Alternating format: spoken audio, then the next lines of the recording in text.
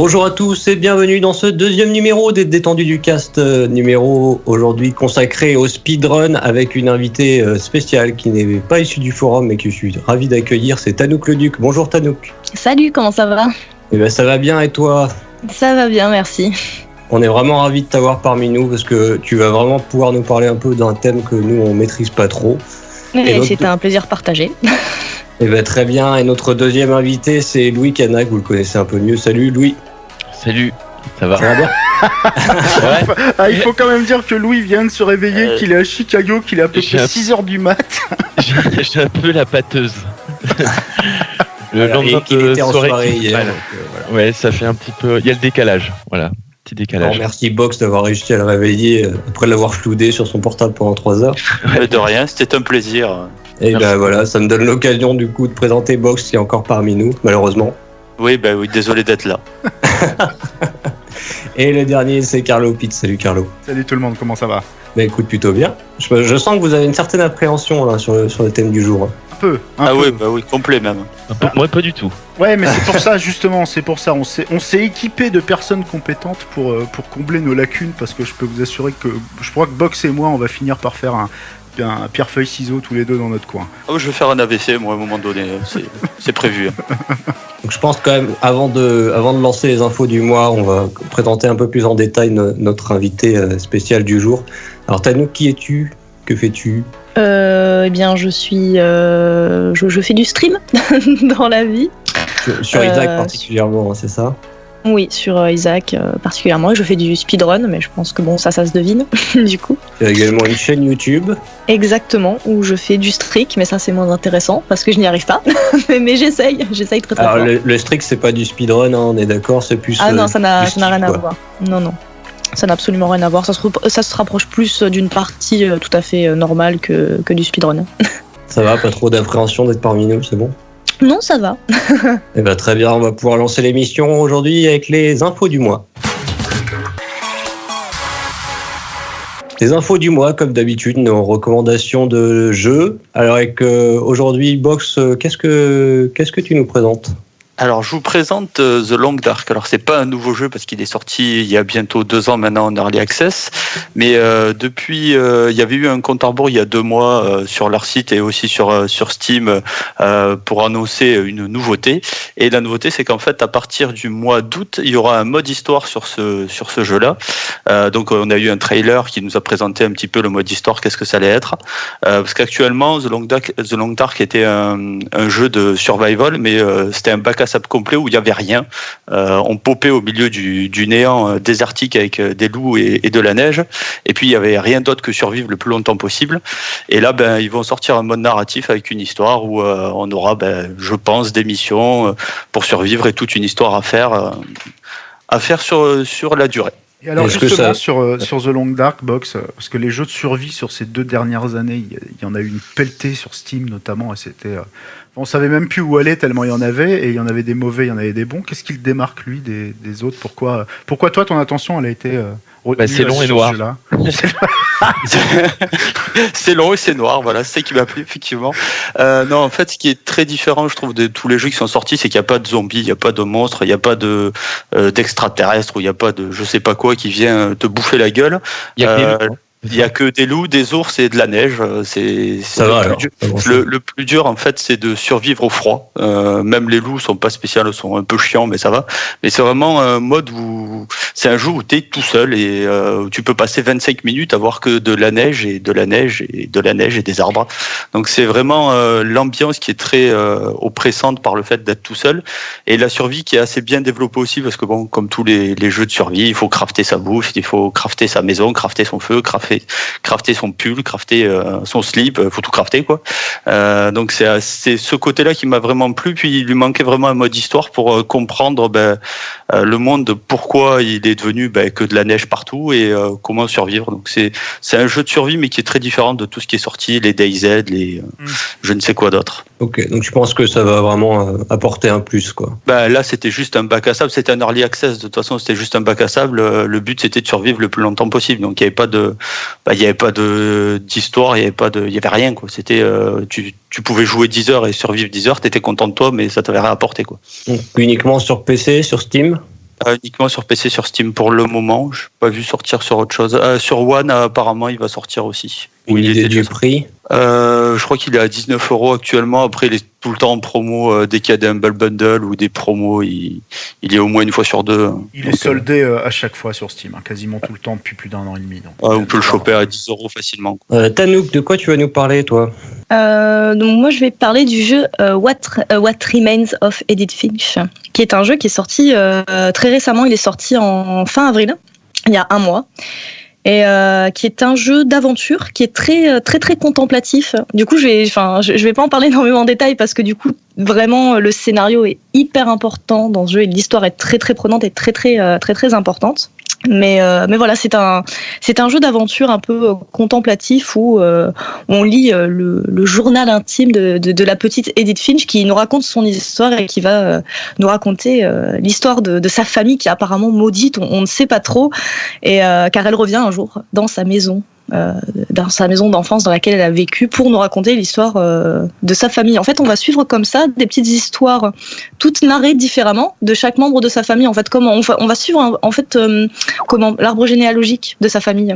Et donc c'est découpé comme ça en petites histoires au fil du jeu. On va découvrir ce qui est arrivé à sa famille simplement. Alors on en parlait tout à l'heure. J'avais fait un rapprochement rapide. J'y ai pas joué, mais j'avais fait un rapprochement rapide avec The Vanishing of Ethan Carter, qui lui s'avérait être dans une narration qui était hyper minimaliste, c'est-à-dire qu'il y avait quasiment rien d'écrit, tu découvrais tout de manière presque un peu mystique et poétique comme ça, via des petits rébus ou alors des informations en fond d'écran qui venaient. On est vraiment sur le même genre de narration un peu minimaliste. Non, là on part comme niveau narration, on part quand même sur quelque chose de très très concret avec une voix off, avec vraiment, c'est très très, c'est très c'est pas, on le devine pas quoi, on nous l'explique très clairement. Et graphiquement, et par le gameplay aussi, par le gameplay. Pardon ? Graphiquement, ça ressemble à quoi ? Graphiquement, c'est très très beau. Je saurais pas dire, c'est pas du réaliste, mais c'est très beau. Je saurais pas comment te décrire en fait, parce qu'il y a rien qui ressort spécialement, mais c'est un jeu qui est très très très beau. Par contre, voilà. Bon, c'est le principal. C'est sur Steam aussi, et c'est à combien ? Alors, je ne sais pas du tout le prix, malheureusement. Eh ben, c'est pas grave. Ça doit tourner autour de 20 €, je pense. Voilà, c'est ça. Oui, il y a moyen. Oui. Je mettrai pas plus. Ça balance déjà. Ouais. Justement, tiens, vas-y, enchaîne sur lui un peu là. Ouais, vas-y, Louis. 20 balles aussi, ça doit être le prix du remake de Wonder Boy 3 The Dragon's Trap qui est sorti le mois dernier. Je sais pas si vous avez déjà joué, c'est un remake d'un vieux jeu sorti sur Master System à l'époque, un classique de la Master System, si ce n'est le seul bon jeu de la Master System. Oh, t'exagères. Non, t'es méchant. T'exagères. Quand même. Non, mais en tout cas à l'époque, c'est un jeu qui a marqué tous ceux qui ont joué. C'est un remake développé par des Français, c'est Dotemu, notamment qui ont sorti pas mal de remakes, comme les Double Dragon, si vous avez pu y jouer, les Metal Slug. Et ça donc parle Double Dragon, ça. Ah, ça parle. Et donc oui, c'est sorti sur PS4. Je crois pas qu'ils sont encore sortis sur Steam, si je ne m'abuse. J'ai vu MV y jouer sur PC, non ? Qui ça, pardon ? Et j'ai vu Mister MV présenter le jeu avec un développeur, non ? Ah, parce qu'il avait fait une émission, un cast spécial avec Monsieur Cornu qui a développé le remake. Alors, ce qui est bien, c'est que tu peux switcher entre le mode classique et le mode moderne. Ouais, c'est tout l'intérêt en fait. Juste en switchant sur les gâchettes, on peut changer de mode et donc passer au mode remaster qui est pareil, donc qui est magnifique. Donc ils ont retravaillé tous les dessins à la main certainement. Et notamment il me semble qu'ils expliquaient qu'en fait c'était fait image par image. Ouais, en tout cas le résultat est bluffant. Et ils ont également retouché les sons. La bande son était très marquante dans le jeu, entêtante. C'est-à-dire que c'était un petit peu répétitif. Mais clairement, c'était une PO qui était magnifique. Ouais, qui a vraiment marqué le travail qu'ils ont refait dessus là pour la remettre un petit peu au goût du jour. C'est. Par contre, donc le feeling, lui, c'est bon, c'est toujours là, quoi. Pardon, ouais. Excusez-moi, ça a coupé. Ouais, en tout cas, le travail qui a été réalisé de la part de Dotemu, c'est vraiment un très bel hommage à ce classique du jeu vidéo. Et ben moi aussi, je vais enchaîner puisqu'on parlait de BO sympa et de Mister MV, parce que je vais parler de Bokida. J'ai eu l'occasion d'en faire un article sur le site donc des étendues du pad. Bokida, c'est un jeu vraiment très très particulier, très énigmatique dans un monde monochromatique, je sais pas trop comment on dit. Enfin bref, il y a qu'une couleur, quoi. En fait, vous vous baladez dans un monde qui est tout blanc ou tout noir, donc c'est un peu un contraste entre l'obscurité et la couleur. Et un monde très ouvert, on vous reprend pas du tout par la main, on vous donne juste des explications sur ce que vous pouvez faire. C'est-à-dire que vous pouvez créer des blocs, découper, pousser, et grâce à ça, en fait, vous allez pouvoir résoudre des énigmes ou avoir accès à des endroits difficiles, donc en posant des blocs. On est un peu sur l'esprit Minecraft dans ce sens-là, mais quelque chose de beaucoup plus spirituel, beaucoup plus posé. Et donc, comme je disais, la BO rend vachement hommage à cette ambiance-là. Elle est juste magnifique. Les énigmes sont plutôt simples au début, mais ça se corse vraiment par la suite. Je vous conseille vraiment ce jeu si vous sortez du boulot, vous avez envie de vous poser tranquillement, de pas vous prendre la tête, de vous balader dans un monde pur et apaisant. C'est beau ce que tu dis. Oh là là. Voilà. Il est pareil, il a 17 €, 18 €. 17 €, ouais. Moi, j'ai eu la chance de le tester en avant-première parce que l'équipe du jeu m'a gentiment filé les clés. C'est ça. Rien payé. Mais si je devais le faire, ça me dérangerait pas de payer pour leur travail, quoi. Et donc c'est dispo à 17 € sur Steam. Je pense que j'espère en tout cas que ça sortira sur PS4 et sur Xbox One. Le jeu a vraiment reçu des critiques dithyrambiques et eu un carton plutôt inattendu à sa sortie sur Steam. C'est sorti mercredi dernier, donc vraiment je vous le conseille. Et on finit avec un jeu beaucoup moins indé, Carlo. Ah oui, ouais, bah carrément pas indé. Je vais me faire la caution mainstream de cette chronique-là. Call of Duty World War 2, donc qui a été annoncé il y a quelques semaines maintenant par Activision. Donc la série annuelle est un peu rébarbative depuis quelques temps maintenant et qui a même carrément baissé en qualité. Nous promet de revenir à ce qu'elle a fait lors de ses débuts, donc à savoir un retour à la Deuxième Guerre mondiale. Donc fini les jetpacks, fini les robots, fini le futur. On revient avec nos bonnes vieilles bottes dans la boue, françaises notamment. Ils ne sont pas priés de se garder ça pour eux, sûrement pour contrer un petit peu ce qui s'était passé avec Battlefield à l'époque. Des petits scuds gratuits, quoi. Bah oui, il faut bien en mettre quelques-uns. Donc moi j'ai une relation assez particulière avec la série, c'est que je pense que j'y ai joué quand même un peu tous les ans, alors à chaque fois de moins en moins, mais j'y mettais quand même toujours un peu les mains, sauf cette année là où vraiment j'ai pas une seule seconde j'ai lancé Infinite Warfare, enfin je suis menteur, j'ai dû jouer 15 minutes, ce qui a été bien suffisant. Donc moi voilà, je suis assez intéressé par le fait de revenir à quelque chose de qu'est-ce qu'il y a acheté... Ben non, mais quand même, faut rappeler la carotte. Ouais. Ah oui, il faut rappeler la carotte. Ouais. T'étais obligé d'acheter le jeu 90 boules, donc le pack Infinite Warfare pour ensuite avoir droit à jouer aussi au remake. Au Modern Warfare Remastered, et je l'ai fait effectivement. Alors pas 90 boules, mais je l'ai fait. Faut pas l'oublier, c'est là. Il est sorti en standalone. Enfin, non, je veux dire, non, il a été listé. Ces dernières semaines, on l'a vu listé en standalone, mais il est toujours pas sorti en standalone. Alors j'ai même envie de dire, c'est que j'ai effectivement acheté Infinite Warfare pour pouvoir jouer au remaster de Code 4, et même le remaster de Code 4 n'est plus vraiment le même. C'est-à-dire que tu joues à Code 4 sans vraiment y rejouer. Donc la carotte était double. Ah ouais. Et total même. Et d'une épaisseur finalement assez peu acceptable. Mais là voilà, on nous annonce quelque chose de sympa pour cette année. Enfin, je pense, en tout cas, j'espère surtout parce que j'aime bien jouer à Call of quand j'ai envie de foutre mon cerveau sur le côté. L'espace d'une demi-heure, les parties sont rapides, c'est vif, c'est cool. Sauf que effectivement, ces derniers temps, ça devenait complètement insupportable. Donc si ça pourrait redevenir sympathique, eh ben je prends. En tout cas, le trailer là avec le débarquement sur les plages de sable fin de Normandie, franchement, ça donne envie. Hein. Bah, J'avoue, ils ont été bons. S'ils mettent tout leur talent de mise en scène et de, comment dire, explosive, où ça pète de partout et t'as vraiment l'impression de regarder un film, ça peut être quelque chose de cool. Bon, moi, évidemment, je pense que c'est pareil pour les autres. C'est surtout le multi qui fera la différence. Mais ouais, tu vois, moi non. Là, moi non, moi aussi, pareil. Là, je suis plus attiré par le mode solo qui manque un petit peu au FPS. Les gars, les solos de Call of Duty, c'est 6-7 heures, donc 70 balles pour 6-7 heures. Le solo. Le solo, par exemple, de Modern Warfare, moi, il m'a complètement marqué dans ma pauvre carrière de jeux vidéo. On a une date de sortie, Carlo ? Ouais, ça doit être le 3 novembre, si je te dis pas de bêtises. Hein. C'est ça, le 3 novembre 2017. Très bien, c'est fini pour les news du mois. On va passer au débat.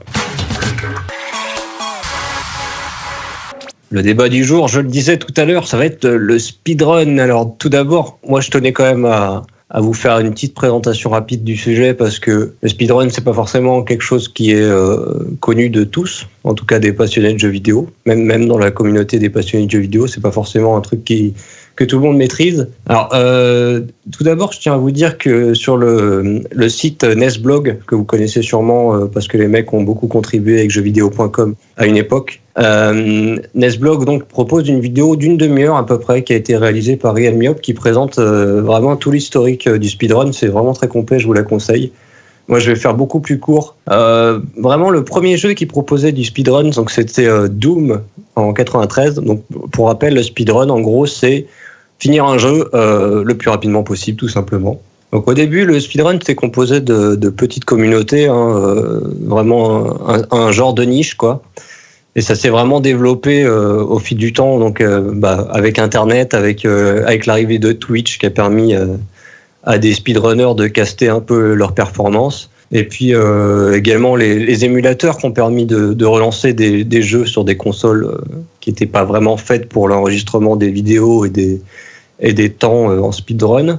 On peut parler également d'émissions. Je ne sais pas si vous avez vu des émissions, par exemple, qui vous ont un peu familiarisé avec le speedrun. Moi, je pense à Speed Game, par exemple. Oui, voilà, Speed Game, c'est-à-dire que Speed Game est arrivé sur jeuxvideo.com.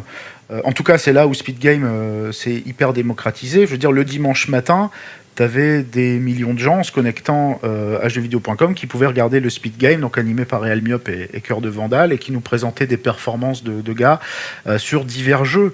Et là où on pourrait effectivement parler de secteurs un peu de niche, moi notamment, j'y connais absolument rien, mais le dimanche matin, j'allais regarder Speed Game selon les jeux, parce qu'il fallait que le jeu m'intéresse quand même un peu de base pour lancer le Speed Game qui pouvait durer une bonne heure, 1h30 selon les jeux. Et ça a quand même permis, je pense, de démocratiser, ou en tout cas de rendre le speedrun un petit peu moins obscur pour tout le monde. Surtout que les émissions étaient très bien préparées et que les mecs connaissaient vraiment les strats, étaient capables de les présenter. Donc les strats, différentes façons de gagner du temps.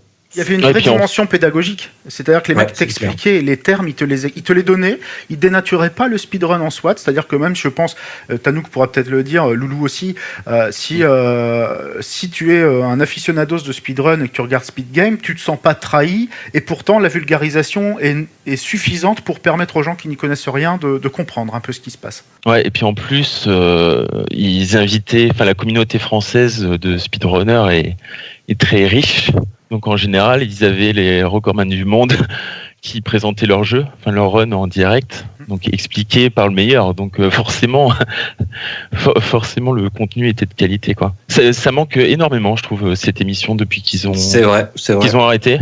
Mais je trouve que ça a été une bonne porte ouverte pour beaucoup de gens vers le speedrun et pour après faire l'effort personnellement d'aller chercher d'autres runs et pourquoi pas de se lancer, parce que finalement l'avantage du speedrun c'est que tout le monde peut le faire. Il y a une base de skill à avoir quand même, parce que moi je fais du speedrun, je fais 8 heures par jeu. Non, pour moi il n'y a pas besoin forcément de skill, c'est juste être passionné par un jeu. Il y a des jeux forcément que tu as dû refaire plusieurs fois et la répétition c'est ce qui peut amener à te mettre au speedrun.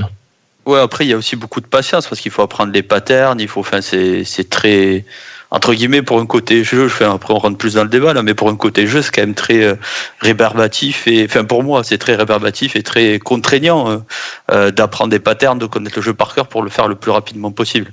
D'où l'intérêt, Tanouk, d'aimer le jeu à la base et de bien le connaître quand même, pour pas trop se saouler, quoi. Absolument. Après, je pense que, après, je sais pas, je connais pas la vie de tout le monde, mais je pense que quand tu te mets à speedrunner un jeu, c'est que tu l'aimes énormément, ce jeu, et que tu es prêt à dédier ta vie, à dédier des heures et des heures et des heures. Tu commences pas à faire un speedrun sur un jeu que t'aimes pas, parce que tu vas sûrement y passer des heures, suivant le jeu, bien sûr, mais généralement, tu y passes des heures, justement, comme tu disais, pour apprendre les chemins, par exemple, pour apprendre les techniques, pour apprendre les sauts, les ceci, les machins. Donc, tu fais ça forcément sur un jeu que tu adores. Ouais. Et puis par exemple, toi, Tanouk, là, donc tu runs du Isaac, c'est ça, essentiellement. Oui, essentiellement. J'ai fait d'autres jeux en fait, mais justement aucun qui me passionne autant comme Isaac, pour vraiment y dédier des heures et des heures et des heures d'apprentissage, quoi. Enfin, d'apprentissage. Isaac en plus, c'est pas un contre-exemple du speedrun, mais c'est c'est vrai que c'est pas pareil. C'est vrai que c'est encore un autre cas, Isaac, parce que c'est vrai qu'il y a le truc où il y a des paramètres qui dépendent absolument pas de toi, quoi. Que si t'as pas de chance, t'as juste pas de chance. Moi, ce que je trouve bien avec le speedrun d'Isaac, c'est que tu peux kiffer le jeu, tu peux le poncer à mort pour essayer de faire des bons temps en speedrun et toujours continuer à le kiffer parce que justement le côté aléatoire fait que tu vas pas te lasser, quoi. Oui, complètement. Non, puis c'est la bonne excuse aussi juste pour jouer au jeu. Une fois que tu as fini le jeu à 1006%, faire du speedrun, ça te redonne un petit peu un intérêt. C'est ça. Complètement, ça relance complètement. Voilà, comme tu dis, quand tu as terminé. Ouais, oui. Toi, tu fais des races aussi, notamment parce que je t'ai connu sur le Tears of Legend, il me semble, c'est ça. Hein. Ouais, c'est ça. Ouais. Donc ça, j'avais suivi le tournoi là. T'avais organisé sur jeuxvideo.com par Mister MV, c'est ça. C'est ça. T'avais été très loin, hein. Non, pas du tout. Absolument pas. C'était le toll, c'était un peu la première fois, enfin pas la première fois que je streamais, mais si, c'était à peu près la première fois que j'étais vraiment genre sur internet, que je faisais des trucs et tout, et j'étais hyper mauvaise. C'est la première fois que je jouais à Isaac devant des gens et tout, c'était horrible. Non, c'était tellement fun à regarder. Mais ouais, c'était hyper fun à voir aussi. Tous les matchs sont disponibles sur YouTube si vous voulez regarder. Bon, il y a aussi des mecs qui jouent comme des gros sacs et qui sont très marrants à voir aussi. Et cette compétition, en plus, il n'y avait pas un côté très compétitif non plus. C'était beaucoup d'amateurs. T'avais des speedrunners pros et tout l'intérêt, c'est qu'à un certain moment de la compétition, ils se retrouvaient contre des speedrunners un petit peu moins bons, mais t'avais toute la partie aléatoire où c'est ça. Ouais. Qui pouvait jouer, quoi, en fait, mais le supposé moins bon pouvait gagner, quoi. Bon, au-delà d'Isaac, justement, ce que je retiens, moi, de ce que vous venez de dire, c'est que, je l'ai constaté, je vais encore reparler d'Isaac, justement, mais je l'ai constaté parce que moi, j'ai été introduit à une communauté de speedrunners sur Isaac qui ont un Discord aussi et qui lancent plein de petits tournois comme ça, autant pour les pros que pour les amateurs qui ont envie de se lancer. Et donc, ce que je constate avec le speedrun, c'est que l'effet communautaire est vachement important. Il n'y a pas d'effet de compétition entre les speedrunners, c'est vraiment trouver la clé ensemble pour améliorer les temps, quoi. Il n'y a pas de compétition, vraiment, zéro. Il me semble quand même avoir vu quelques petits échanges. Ça dépend des jeux. Ouais. Ça dépend des jeux et des communautés. Ça dépend des mecs aussi, forcément. Enfin, mais dans l'ensemble. Après, ouais. Vas-y, Tanouk. Non, j'allais juste. Après, voilà, désolé de parler d'Isaac, mais forcément, c'est mon plus gros référent en speedrun. Mais je sais que ça dépend vraiment des communautés. J'ai vu sur des speedruns de jeux, je me souviens plus lequel c'était exactement, mais voilà, des gens se taper un peu dessus pour le world record et se le battre un petit peu, se l'arracher et être un petit peu vénère, alors que moi je vois personnellement dans la communauté d'Isaac, que ce soit française ou internationale, parce qu'on finit toujours par se rejoindre, on finit toujours par tout est lié dans le speedrun, on finit toujours par tous se rejoindre. C'est la bonne ambiance la plus totale, quoi. Ouais, c'est tout le monde, voilà, tu te donnes les tips, au contraire, tout le monde a envie de voir quelqu'un devenir le world record. Après, je suppose que chacun a pas son petit ego, mais son petit plaisir personnel d'être potentiellement, d'être potentiellement classé, etc. C'est normal d'avoir envie. T'as bossé pour un truc, ça fait des années que tu travailles, de speedrun, t'as envie d'avoir un classement, etc. Mais globalement, après, je parle là vraiment pour. Pardon, c'était mon micro, il est tombé. Maintenant, il y a des choses qui arrivent. J'essaie de fixer ça. Ce qui est marrant, c'est que maintenant, le classement, il fait partie obligatoirement d'un jeu qui sort. Parce que tu as speedrun.com, donc qui est la référence. C'est la référence des temps de speedrunner, donc tout est archivé là-dessus. Donc, en gros, je trouve ce site très bien parce que finalement, même ceux qui font pas des super temps peuvent voir leur classement. Donc, ça encourage et puis je trouve que ça donne une bonne image quand même, malgré tout. Ouais, c'est un peu comme avant dans les bornes arcade où, entre guillemets, tu avais ton classement et tu tapais tes 3 lettres à la fin quand tu avais fait un bon score. C'est ça. C'est la base. C'est la base du compétitif, en quelque sorte, dans le jeu vidéo, où c'était des jeux en plus qui n'avaient pas de fin. Donc, le but, c'était juste de réaliser le meilleur score, quoi. Maintenant, les jeux ont une fin, donc on se base plus sur le chrono. Moi, j'ai un souvenir vraiment marquant de ce côté communautaire, c'est que j'avais lancé un stream, je me tentais un peu au speedrun sur Isaac. Forcément, personne me connaît, évidemment. Hein. Il y a 2 mecs qui sont passés sur mon live. J'avais pas du tout accès au chat sur le coup, et j'ai vu après coup. Et mecs super sympas, ils m'écoutaient, ils me regardaient jouer, ils m'ont dit... filer des conseils. Te prends pas la tête, c'est ton premier temps, t'inquiète pas si tu perds du temps sur quelques endroits, faut que t'apprennes et tout, ça viendra avec le temps, faut que tu t'entraînes. Ouais, ça va, bienveillant. Moi je pensais, te prends pas la tête, de toute façon t'es cul de merde. De toute façon t'es nul, ouais. t'es nul, tu réussiras jamais de toute façon. Et donc justement, moi qui n'y connais rien, parce que là on parle beaucoup d'Isaac, parce qu'on a 2 Macmillan Fag là qui sont avec nous, mais quels sont les jeux qui représentent l'esprit speedrun à mort, genre à la GDQ, c'est quoi l'incontournable? Pour moi, c'est Zelda, forcément. Lequel? Je sais pas, je connais pas Zelda. Tous les Zelda, en fait. Le Zelda le plus populaire, c'est Ocarina of Time. Hein. Je me demande d'ailleurs si c'est pas celui qui a la plus grosse communauté sur Twitch. Et alors, c'est lié à la qualité intrinsèque du jeu, ou c'est parce que c'est celui qui est le mieux construit pour être speedrunné comme un bâtard? C'est le jeu qui a été le mieux détruit, surtout par les speedrunners. Voilà, c'est bien ça, quoi. Parce que c'est ça, on parle aussi justement de communautés qui recherchent les moyens d'aller plus vite dans le jeu, mais il y a aussi des mecs qui s'y connaissent bien en informatique, qui vont chercher jusque dans le code du jeu pour voir exactement où est-ce qu'il y a moyen d'aller chercher des failles. Mais d'ailleurs, j'ai une question, parce que donc t'as le speedrun, on va dire, où tu utilises le jeu façon lambda, où tu fais que sauter et faire comme un joueur lambda. Et est-ce que quand tu utilises des glitches ou des bugs du jeu pour aller plus vite, est-ce que c'est légal entre guillemets, est-ce que c'est reconnu ou est-ce que c'est mal vu, quoi? C'est là où moi des fois j'ai du mal à le speedrun, c'est les mecs qui utilisent des glitches. Pour moi, il n'y a pas de talent, quoi. C'est juste. Est-ce qu'on dénature pas un peu le jeu, quand même? Ah oui, là c'est un débat encore plus philosophique. Non, mais juste pour revenir, en fait, tu as des catégories qui sont créées. Oui, absolument. Tu vas voir la catégorie de base en général, ça s'appelle le Any%, c'est donc finir le jeu le plus rapidement possible, en utilisant la route qui te fait plaisir, si tu veux. Et donc en utilisant des bugs. Mais après, il y a des catégories genre full 100% où tu dois finir en collectant tous les items. Tu as aussi le multisegment, où en gros tu vas finir le jeu en plusieurs fois. C'est un petit peu moins pur que le Any% où tu as il y a les tasses aussi. Ouais, et les tasses en fait, donc qui étaient les premières émissions présentées par Ilmiop et Cœur de Vandal, c'était notamment des tasses. Donc là où tu utilises un émulateur qui te permet de poser le jeu à n'importe quel moment, de recommencer autant que tu veux, de faire avancer le jeu frame par frame. Donc en gros, tu peux vraiment optimiser tout ce que tu fais dans le jeu vidéo pour arriver au speedrun parfait, quoi. Ouais, mais c'est là où moi je trouve que c'est plus du jeu vidéo, quoi. C'est du. Après, on rentre dans un autre débat, mais c'est. Touche à l'art. Apparemment, on touche à l'art, tellement. Oui, c'est ça. Les speedruns sont aboutis. Tu regardes certains tasses ou certains speedruns, c'est vraiment bluffant. C'est bluffant à regarder. Hein.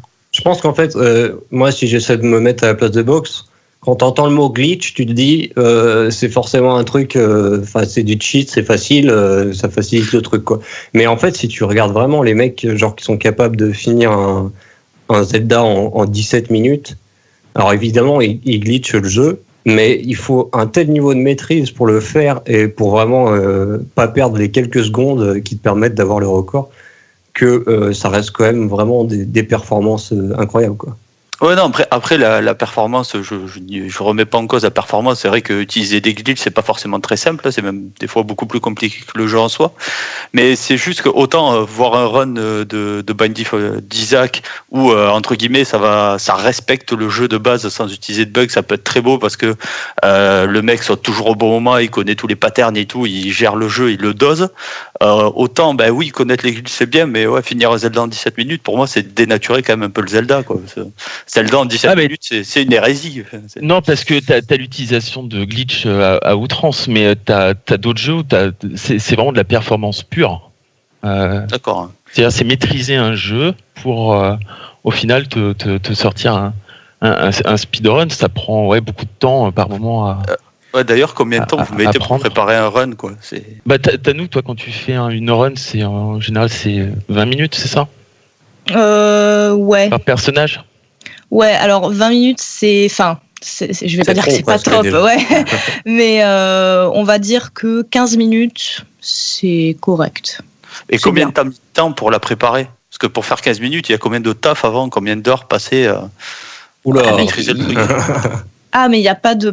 en fait, le truc, c'est qu'encore une fois, ça je l'ai déjà dit, et on l'a déjà dit d'ailleurs, mais comme Isaac, c'est encore particulier, qu'il y a ce facteur chance qui est très élevé, mine de rien, tu peux pas vraiment le préparer, en fait. Enfin, tu peux te préparer parce qu'à force de jouer et à force de pratiquer du speedrun, tu finis par te dire, en fait, il faut que maintenant je place mes bombes comme ça, il faut que je fasse ça, il faut pas que je ramasse ça. Enfin bref, tu internalises des petits gestes comme ça que tu dois faire en toutes circonstances, mais tu as quand même la luck qui te bloque. Et si t'as pas la luck, tu peux faire tous les gestes que tu veux, tu peux faire absolument ce que tu veux, tu feras un temps nul. Et ce qui aide aussi, c'est forcément d'avoir beaucoup joué au jeu avant, même comme ça, sans speedrunner, parce que forcément, il faut connaître tous les objets, connaître les effets qu'ils peuvent avoir sur ta run. Oui. Complètement, les synergies que tu peux avoir. Les ennemis, les patterns des ennemis, comment ils vont te tirer dessus, dans quel sens, dans machin, dans truc, les boss, etc. Ouais. Il faut connaître absolument. Enfin, t'es peut-être pas obligé, j'exagère un peu, mais le mieux, c'est quand même de tout connaître par cœur pour être sûr de ce que tu fais, quoi. Comme ça, t'as pas à t'en soucier, en fait. Oui, donc ça prend énormément de temps quand même. Non, franchement, Box. Après, ça dépend des jeux. Hein. L'apprentissage peut être plus ou moins long selon le. Ah oui. Ça dépend du jeu. Si tu veux apprendre genre un vieux jeunesse. Qui se torche en 10 minutes, tu vas l'apprendre en 4-5 heures, hein, avec un animateur, avec des vidéos à côté, parce que donc maintenant on a énormément de contenu sur speedrun.com, tu as toutes les vidéos qui sont postées, donc tu peux directement regarder la vidéo avec le record du monde et essayer de mimer ce que fait le mec et déjà apprendre comme ça, c'est pas si long que ça à apprendre. Hein. Notamment, il y a quelques temps, il y avait l'Ultime Décathlon. En fait, c'est une sorte de tournoi qui se passe sur plusieurs mois, organisé par Cœur de Vandal. Et notamment, Cœur de Vandal, ils sont toute une communauté.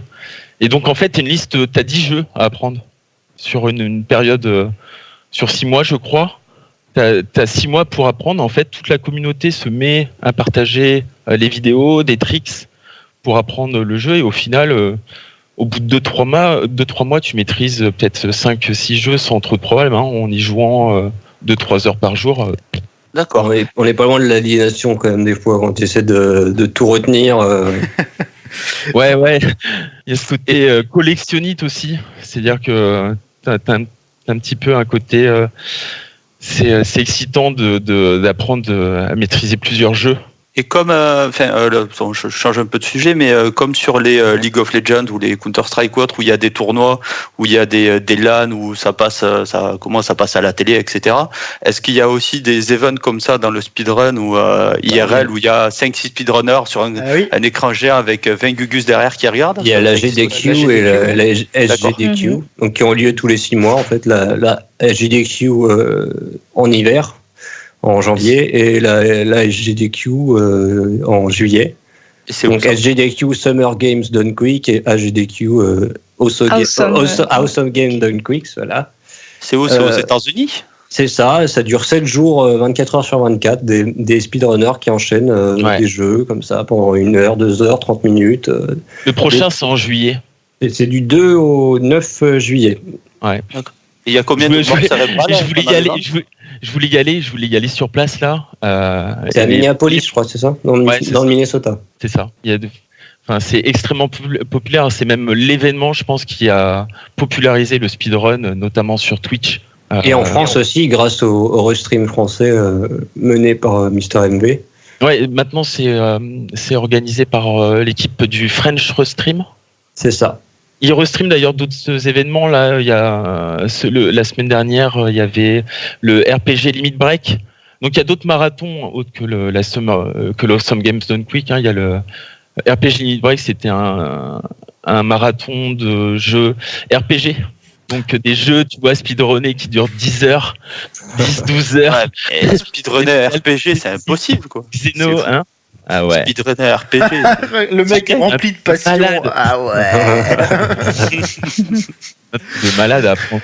Et vu qu'on est à la base sur un forum de jeux de sport et de jeux de foot, il y a déjà eu des speedruns de jeux de foot ou des trucs dans le style sur les jeux. Si tu réfléchis, je vois pas vraiment comment tu peux speedrunner un jeu de foot. Très con, toi. Non, mais par exemple, le jeu de foot comme à l'époque Nintendo World Cup où tu commençais, t'avais 15 matchs à faire le plus rapidement possible. C'est possible. Hein. Si tu vas sur speedrun.com, t'as des temps sur des jeux, tu te dis mais il y a vraiment un connard qui a fait ça, quoi. Enfin, quand je dis connard, le mec il sait qu'il va être tout seul à le faire et qu'il aura le record du monde pendant 20 ans parce que tout le monde s'en fout, quoi. Ah ben au moins il est le record du monde de quelque chose, le mec. Après, faut un peu d'intérêt, aussi. C'est vrai que je pense que le mode aventure de FIFA 17, il n'y a pas grand monde qui est intéressé pour speedrunner ce truc-là. Par contre, j'aurais juste voulu rebondir parce que je me fais relativement petit depuis tout à l'heure parce que très franchement, je suis hyper passionné par ce que vous racontez et d'autant plus parce que je n'y connais vraiment pas grand-chose. Mais pour avoir regardé pas mal de speed game sur jv.com, je voulais juste rebondir sur ce que disait Box un peu tout à l'heure. Sur son incompréhension un peu de la chose que j'ai tendance à partager. Je vais prendre 2 exemples. J'avais vu un run de Resident Evil 3 Nemesis que j'avais trouvé extraordinaire parce que le gars avait une connaissance parfaite de quand allait popper le Nemesis, quand poppaient les zombies, quand les caméras changeaient, quand la porte allait s'ouvrir, quand il était possible de l'ouvrir. Il y avait une maîtrise absolument parfaite du jeu qui rendait l'ensemble absolument passionnant à regarder parce que tu sentais que la moindre frame était maîtrisée et contrôlée. Et ça, j'ai trouvé ça grandiose. A contrario, j'ai vu un Any% de Tomb Raider Reboot, celui de 2013. Et en fait, je voyais Cœur de Vandal et Real Miob s'extasier là-dessus, alors que moi, il m'avait complètement laissé de côté parce que justement, il respectait pas le jeu, si vous voulez. Le gars en fait a fini le jeu en un temps record en faisant des out of bounds tout le temps, donc OOB, c'est-à-dire que le mec sortait des limites du jeu, sortait de la map et utilisait les textures extérieures qui sont absolument pas prévues pour être exploitées pour avancer dans les niveaux. Et alors autant, ok, c'est marrant à regarder parce qu'il y a aussi une espèce de maîtrise un peu underground du jeu à maîtriser, mais pour autant, le jeu n'est pas respecté. Et ça, moi, ça m'a posé un gros souci. Et je disais rebondir sur ce que disait Box, tout simplement parce que moi, l'utilisation des glitches et des bugs, à un certain niveau, je la trouve drôle. Au-delà, sans intérêt, si vous voulez. Et le Tomb Raider, il a passé à peu près 70% de son temps de jeu à ne pas le passer dans le jeu. Et je voyais les deux se marrer avec un regard un petit peu admiratif, pardon.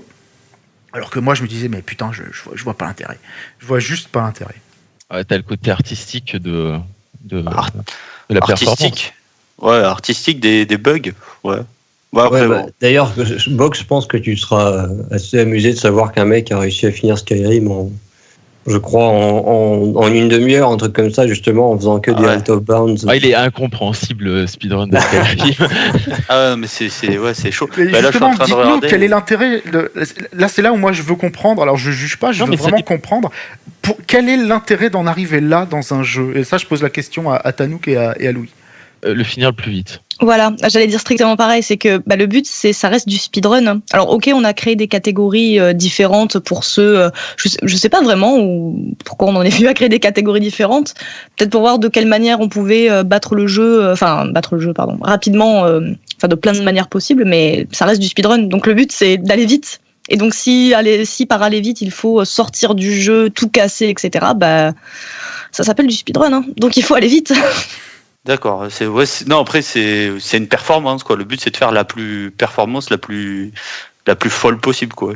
Si je comprends bien votre esprit. Moi personnellement, il y a un côté vraiment jouissif à finir un jeu le plus rapidement possible. Il n'y a pas que le côté compétition ou dénaturer le jeu ou casser le jeu. Il y a le côté jouissif.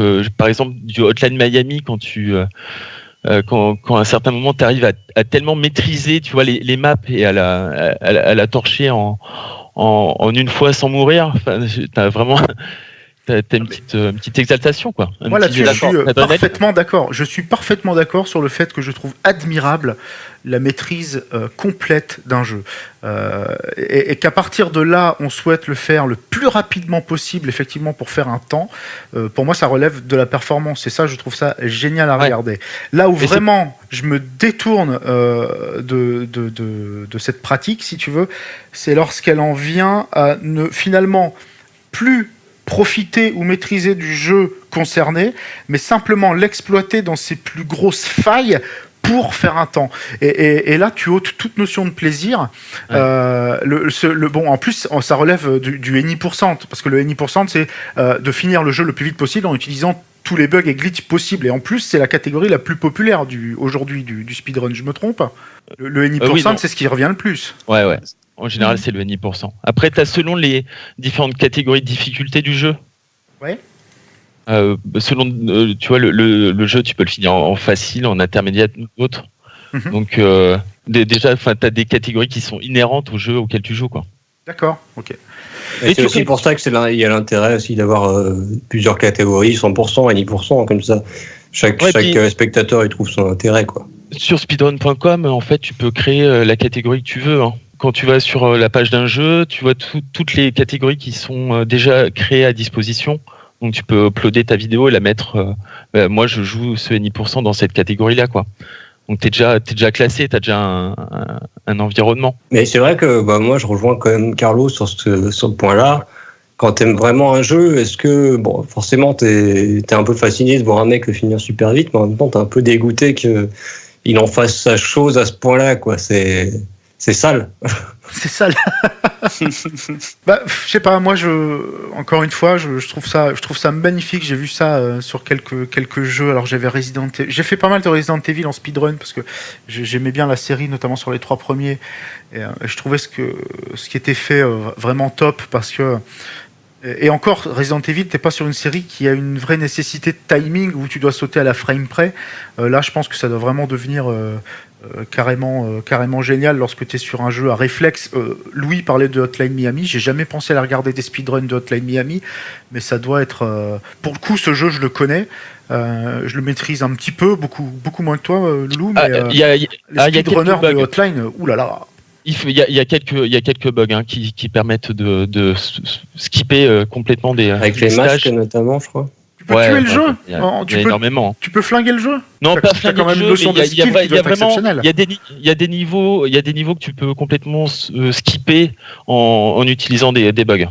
Mais après, tu as vraiment de la performance pure où là, notamment, il y avait Dingo Drôle qui était le recordman du monde sur le Hotline Miami 1 et 2, un Français qui a présenté le jeu moult fois sur Speed Game. Mm-hmm. Et je le suis tout le temps en stream sur Twitch et c'est impressionnant à regarder. Là, tu as vraiment le côté performance. C'est épileptique, ça doit être dingue. Ouais. Je vais aller voir ça. Ah oui, tu peux y aller. Ce qui m'intéresserait vachement là, c'est Tanouk notamment. Alors tu nous as dit principalement officier sur Isaac, mais est-ce que tu as quelques performances comme ça de mecs qui t'ont t'ont bluffé? Est-ce que il y a des gars comme ça qui t'ont donné envie de t'y mettre, ou simplement des moments mémorables du speedrun que tu pourrais partager, notamment avec moi et Box, dans la mesure où on a toute une éducation à faire et d'orienter, j'ai envie de dire. Personnellement, à une époque où j'avais voulu me mettre au speedrun de Portal, des 2 Portal même, je m'étais forcément, il faut toujours s'intéresser à ce que, parce que tu peux pas deviner, tu peux pas inventer le speedrun, quoi, tu peux pas inventer l'eau chaude, donc j'avais regardé, tu regardes directement les world records juste pour voir ce qui se fait de meilleur, quoi, et le speedrun Out of Bounds de Portal 2 m'avait, alors bon, du coup c'est pas trop votre truc, mais c'était impressionnant en fait, juste la maîtrise, parce que pour avoir essayé de le faire, et enfin après je sais qu'il faut de la pratique et de la pratique, j'étais pas inconsciente non plus, mais pour avoir essayé de le faire, essayer de voir et tout, ça te semble tellement improbable et tellement impossible, et tu les vois exécuter ça d'une manière, enfin voilà, tu les vois traverser les niveaux dans les textures, en dehors des textures, c'est n'importe quoi, et finir le jeu en un temps improbable, et toi t'es là et t'es juste complètement bluffé, quoi. Alors, le Out of Bounds sur Portal, parce que alors là, pour le coup... Portal 2. Portal 2, je connais. Alors là-dessus, je suis content, je me sens enfin chez moi. Tu sors... Comment t'exploites ça? C'est au niveau de l'ascenseur, je crois, non? C'est pas qu'au niveau de l'ascenseur. C'est aussi au niveau des murs, des fois. Il y a des moments où il y a des murs. Tu peux... Pour faire des super sauts, des trucs comme ça. Et en fait, le truc, c'est que comment dire? Alors, je suis pas une experte. Je suis absolument pas l'experte du jour sur Portal 2, mais je sais qu'il y a des moments où des textures, en gros, pas des textures ne se rejoignent pas, mais entre 2 textures, il va y avoir du vide, en fait. Ils vont avoir oublié de coder un truc, ou j'en sais rien, ou de mettre une texture, et du coup, sur une micro-frame, tu peux, si tu places bien ton curseur, en fait, atteindre un point en particulier que tu vois pas, en fait. Tu vas placer un portail, et c'est comme ça que tu vas ouvrir tout le bordel, en fait. Et là, je pense que, très sincèrement, je serais parfaitement admiratif, parce que déjà, le jeu en lui-même nécessite un peu de ciboulot quand même, et un peu de jugeote, un peu de... Complètement. Et de réflexes pour les sauts, placer les portails. De réflexes, d'orientation, enfin il y a un peu de tout ça. Alors si en plus tu viens y rajouter une couche d'exploitation de jeu, c'est-à-dire que non seulement je dois penser à mon portail et avoir la bonne idée pour finir le niveau dans les bonnes conditions, mais en plus je vais m'aider d'une petite faille du jeu. Là c'est next level. Je vais aller voir ça, très sincèrement. Là dans ces conditions-là, je trouve ça absolument génial. Faudrait vraiment que je vous remette le speedrun du Tomb Raider là qui m'a fait vomir mes Chocopops. J'essaierai de le retrouver tellement c'était infâme. Quand Lucho m'avait dit on va faire un podcast sur les speedruns... Je te conseille le speedrun co-op de Portal. Regardez.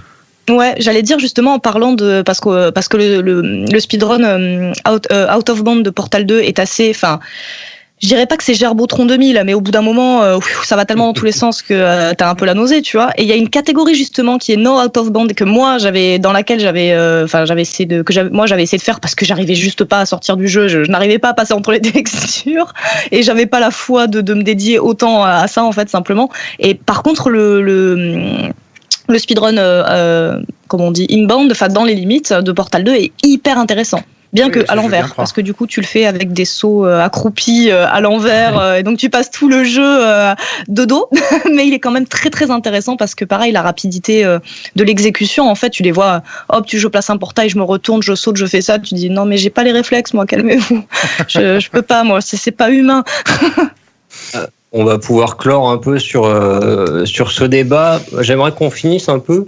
Un petit tour de table, pour ceux qui ont, nous donner un lien, un speedrun à voir absolument, parce qu'il est drôle, parce qu'il est fantastique dans la performance, parce que ça peut donner envie d'en regarder d'autres, si vous avez. Louis, par exemple. Il y en a tellement. Il y en a tellement. On va revenir vers toi plus tard. Ouais. Laissez-moi regarder, justement, je suis sur speedrun.com là. Bon, là, si Tanouk nous fait la même, on est mal. Hein. Non. Et tu vois là, par exemple, je regarde là sur speedrun.com, il y a le record du monde de Wonderboy, ce Dragon's Trap là, qui vient de tomber. Et oui. Ah oui, maintenant, dès qu'un jeu sort, de toute façon, il est speedrunné. Hein. Alors, le temps va se faire exploser 10 000 fois à partir de maintenant. C'est le temps de référence, mais c'est le premier, je suppose. Ah oui, après ça dépend de la popularité du jeu. Ouais, C'est-à-dire s'il est beaucoup joué à la base. Hein. Donc, Tu as Tanouk, répondu à la question. Hein. Bravo. ouais, on va enchaîner sur Tanouk, on va laisser le temps à Louis de réfléchir. Non, je suis désolée, manque d'originalité, mais je vais vraiment rester sur les deux portals parce que peut-être pas parce que le 2 est long quand même. Je crois que t'as quand même 50 minutes, donc peut-être pour quelqu'un qui regarde pas trop de speedrun, ça va peut-être un peu mais j'ai chiant mis quoi que ce soit. 30 heures, 50 minutes, c'est super long. Non, Mais franchement, ça vaut pas le rien coup, que le premier, il se fait en 15 minutes. Et puis, un conseil en général, juste si un jeu vous intéresse, allez voir s'il y a un speedrun disponible, quoi. Ce qui est fortement probable. Oui, il y a j'ai des chances. trouvé. Ah, Ah. Ouais. Alors je sais pas si vous aviez regardé la GDQ où il y avait des speedruns blindfold, c'est-à-dire les yeux bandés, oui. Ah, Ouais. ouais. des lol. punch out. Alors Oui, t'avais la je version l'ai vu NES. l'année dernière. Tu nous avais mis le lien. J'étais Ouais. allé voir ce que tu avais posté. Donc t'avais la version NES qui était speedrunné les yeux bandés. Jeu terminé quand même. Hein. Le mec finit le jeu en speedrun. Et t'avais la version aussi sur Super Punch Out qui a été speedrunné les yeux bandés. Les Ils yeux font même bandés. maintenant ils font des races. Ils font même des races. Les races, les yeux bandés. Et les mecs, Ils speedrunnent les yeux bandés. et ils fument quoi avant? C'est une autre catégorie ça. Non, mais il y a des trucs géniaux. Hein. Il y a aussi la mission du parking de Driver 1 au tout début qui a été faite en moins de 20 secondes par une femme qui se faisait caresser le périnée par une plume. Très Et, bien. Ah ouais, c'est conceptuel. Moi, j'en ai un. Pour le coup, c'est vraiment de la grosse connerie. Mais il y a une section de speedrun.com qui est consacrée au speedrun sur le site Club Penguin. Merde. Club Penguin, c'est un espèce de truc, je crois que ça appartient à Disney, un truc comme ça. Enfin, c'est un truc genre Abo Hotel, des trucs comme ça, je sais pas si vous voyez. Ok. Et en fait, le but du speedrun, c'est donc, vous commencez au moment où vous vous inscrivez, vous commencez le chrono. Le but, c'est de se faire bannir le plus vite possible. Donc en fait, vous voyez les mecs qui s'inscrivent. Une fois qu'ils sont inscrits, ils vont chercher sur leur mail vite fait le mail d'authentification et tout pour aller le plus vite possible sur le serveur. Une fois qu'ils sont sur le serveur, ils vont dans un endroit bondé et ils vont sortir plein de gros mots. Bon, il faudra qu'on envoie Box alors. Je crois Pas qu'il va... mal. Box, tu vas Et donc, pouvoir te c'est des transformer speedruns en speedrunner. d'1 minute 30 quoi. Moi j'en ai un de speedrun qui m'a marqué, mais alors il y a pas de gens tout nus avec des périnées ou tout les yeux bandés, les mains dans le dos. C'est le speedrun de Super Mario Bros 3, mais c'est juste le côté nostalgique pour avoir joué énormément au jeu quand j'étais petit sur ma NES où je galérais à le finir de façon normale en laissant la console allumée pendant 8 heures. Voir le jeu fini, je sais pas combien est le record du monde, mais un quart d'heure ou 20 minutes, un truc dans le style. C'est pour moi c'est fou quoi. Donc voilà, c'est le seul speedrun qui m'a marqué dans ma vie, mais c'est le côté nostalgique du jeu. En tous les cas, si le débat vous a donné envie de vous intéresser un peu plus au speedrun, n'hésitez pas à flâner sur YouTube. Il y a beaucoup de chaînes qui en parlent. Il y a toutes les rediffusions de la GDQ et de la GDQ, donc de toutes les runs. Et voilà, donc n'hésitez pas à aller les voir. Vous trouverez forcément le jeu qui vous plaira ou qui vous plaît, ou peu importe. Et donc, n'oubliez pas non plus, la SJDQ, c'est du 2 au 9 juillet. Vous pouvez voir, donc c'est 24 heures sur 24 pendant 7 jours. Le planning est disponible sur leur site et c'est pour la bonne cause, puisque vous pouvez faire des dons. Alors, je crois que c'est Médecins sans frontières l'été et la lutte contre le cancer l'hiver. Je suis pas sûr. Merci de me contredire. Non plus. Je suis pas sûr non plus. Voilà, donc c'est bien, c'est bien. bon débat sur le speedrun. En tout cas, on va enchaîner sur la fin de l'émission et sur les recommandations culturelles. Les recommandations culturelles, on commence par Box qui va nous parler d'une chaîne YouTube que vous connaissez peut-être déjà. Alors oui, je vais vous parler de la chaîne YouTube de Doc7, donc ouais, elle est relativement connue quand même sur le net. Après, c'est surtout 2 vidéos qui m'ont marqué. J'y ai pensé en lisant le conducteur, en voyant l'info du mois de Carlo sur Call of Duty World War 2. En fait, Doc7 a fait 2 vidéos sur les 7 soldats les plus badass côté force du mal entre guillemets. Ouais, ce sont des top 7. Hein, c'est des top 7, donc et côté force du bien. Et j'ai trouvé trouvé les histoires mais complètement folles de ces deux vidéos-là. Bon, après, il fait d'autres top 7 qui sont aussi intéressants sur la Suisse, sur les assassins qui ont changé le monde. Enfin, voilà, il y a vraiment de tout, mais ces deux vidéos-là m'ont vraiment marqué sur les soldats les plus badass. Et quand on voit nos jeux vidéo où on se dit, c'est pas possible qu'un mec ait changé à ce point-là le cours de l'histoire. Eh ben, en fait, si, c'est vraiment arrivé. Il y a vraiment des trucs complètement fous qui sont passés. Donc je vous conseille d'aller les voir, ces deux vidéos-là, si vous êtes, on va dire, passionné par les FPS de Seconde Guerre mondiale, ça va vraiment vous parler. Donc voilà, c'était la chaîne Doc7 et je pense qu'on mettra le lien, je mettrai le lien des deux vidéos dans le post sur le forum. Et c'est une bonne chaîne, hein, parce que la plupart des chaînes de top sont toujours un peu putaclic ou des trucs comme ça, et celle-là est quand même plutôt... Ouais, elle est très intéressante. Voilà. Il est souvent beaucoup documenté sur ce qu'il présente. On sent que ça a été bossé, que c'est réfléchi, mais toujours les sources dans les liens. Enfin voilà, ces deux vidéos-là m'ont vraiment marqué, mais toutes les autres sont aussi bien bossées et c'est vraiment une chaîne qui est intéressante si vous voulez avoir des petites anecdotes assez sympas. J'enchaîne aussi sur une autre chaîne YouTube qui s'appelle Ici Japon. Alors c'est un Français qui habite à Tokyo et qui en fait des sortes de visites un peu de différents quartiers de Tokyo ou de différentes villes japonaises sous différents angles. Donc ça peut être tester un peu les restaurants du quartier. C'est pas le mec qui teste les burgers. C'est ça. Journée. Ah ouais. C'est ton rêve, ça, Louis. C'est ton rêve. Le moindre testeur de burger, Louis le connaît. Non ça. mais faut voir cette vidéo, elle est fantastique. En fait, le mec, il a un budget, il se fait un budget, il se dit ok, C'est aujourd'hui 10 je vais 000 faire yens par jour, donc c'est à peu près 100 €, quoi. Ah ouais, mais à la fin, il finit mal. Hein. Bah, il finit avec 8 hamburgers dans le gosier, donc forcément, au bout d'un moment, il n'en peut plus. Mais le mec est vraiment très bon, enfin très drôle. Il est accompagné d'un ami allemand qui le filme et qui le suit un peu partout dans ses pérégrinations.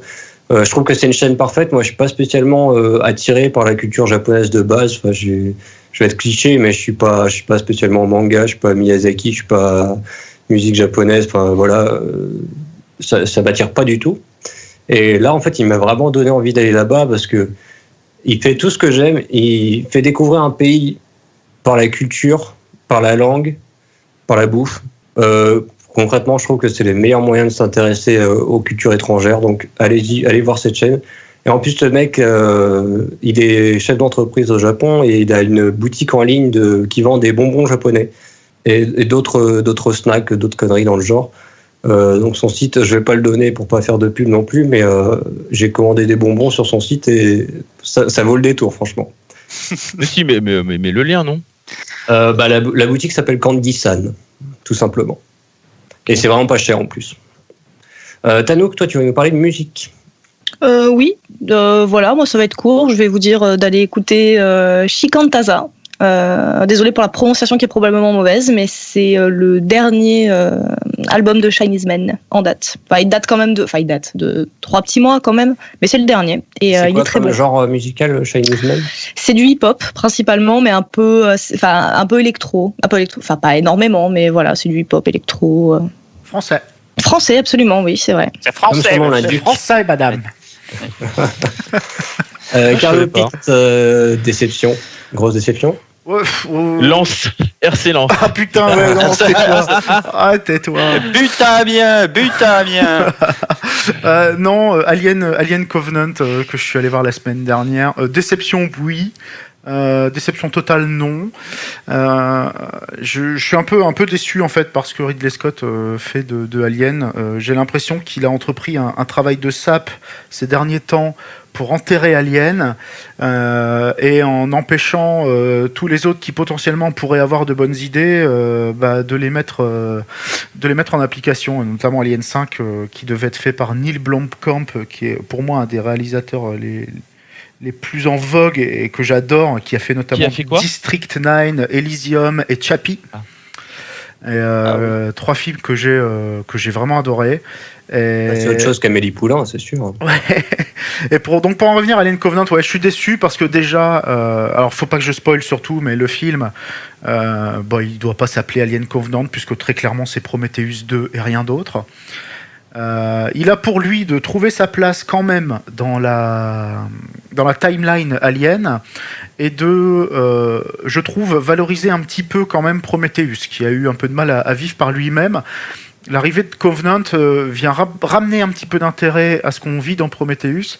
Par contre, voilà, le film là s'appelle Alien et le film qu'on va voir ne mérite pas de s'appeler Alien, tout simplement. Donc c'est pas un mauvais film, mais c'est un mauvais Alien. Comme d'habitude, donc la contre-recommandation culturelle de la non-recommandation.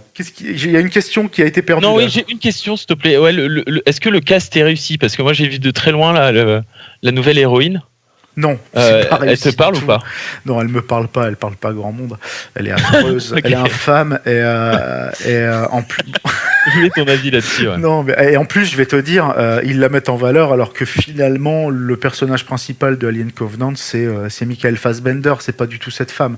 Donc, Fassbender qui d'ailleurs entretient la légende du mec mono-expression. Le jour où je verrai Fassbender sourire dans un film, je vous enverrai un ticket resto chacun.